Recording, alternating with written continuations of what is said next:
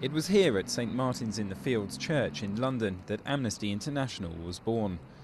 It was back in May 1961 when several European countries were still governed by dictatorships. Its founder, Peter Benenson, who died 6 years ago, felt compelled to act. I was spurred into that by reading an article about how two Spanish-Portuguese students had been arrested and sentenced to imprisonment for drinking a toast to liberty in a Lisbon restaurant. That so outraged me at the time. To fight for the rights of political prisoners, Benenson chose to rely on the power of words. The group established a network of supporters who would write letters on behalf of prisoners of conscience around the world. It went on to become one of the first international NGOs. Over the past 5 decades, Amnesty's campaigned on behalf of tens of thousands of prisoners.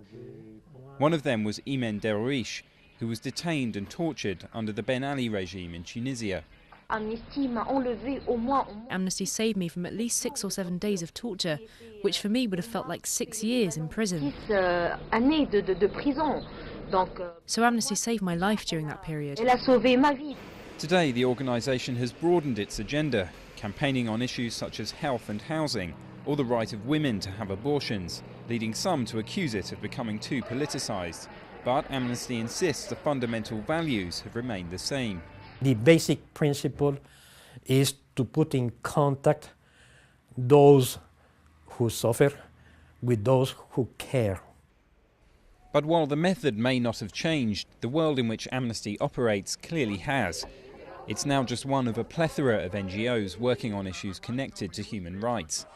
And the internet has given some victims of oppression a direct link to the wider world, without the need for letters from concerned citizens overseas. The challenge for Amnesty in the decades ahead is to ensure that in the debate over political freedoms, society still sits up and takes note of its voice.